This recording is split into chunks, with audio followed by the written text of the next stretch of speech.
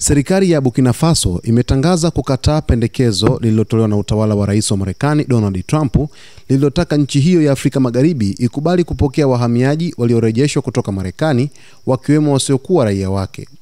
Akizungumza kupitia televisheni ya taifa Alhamisi, waziri wa mambo ya nje wa Burkina Faso, Karamoko Jean-Marie Traore, alisema Marekani iliuliza kama nchi hiyo ingekubali kupokea wahamiaji waliorejeshwa kutoka Marekani bila kujali uraia wao. Pendekezo hili tuliliona kuwa halina heshima, ni kinyume na thamani ya utu ambayo ndio kiini cha dira ya Kapteni Ibrahim Traore, alisema waziri akimrejelea kiongozi wa kijeshi wa taifa hilo. Kauli ya waziri Traore ilitolewa saa chache baada ya ubalozi wa Marekani mjini Ouagadougou kutangaza kusitisha huduma nyingi za visa kwa raia wa Burkina Faso.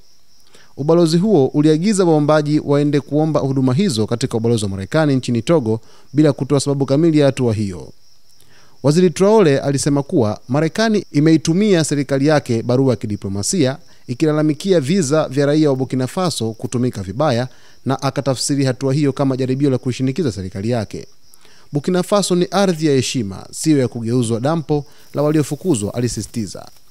Ndani ya Marekani, DHS na ubalozi wa Marekani nchini Burkina Faso hawakujibu maombi ya maoni kutoka kwa vyombo vya habari.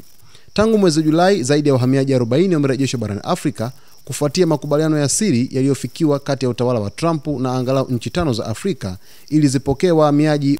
Nchi ambazo tayari zimepokea wahamiaji hao ni Eswatini, Sudani Kusini, Rwanda na Ghana, huku Uganda ikiwa imefikia makubaliano sawa lakini bado haijapokea yeyote. Hatua hii inachukuliwa kuwa ni hatua madhubuti zaidi ya rais wa Burkina Faso Ibrahim Traore kuonyesha kwamba yeye ni mtu mwenye msimamo mkali dhidi ya taifa la Marekani kutokana na kuwapokea wahamiaji haramu ambao za kuingia nchini Burkina Faso, lakini mwisho wa siku ameweza.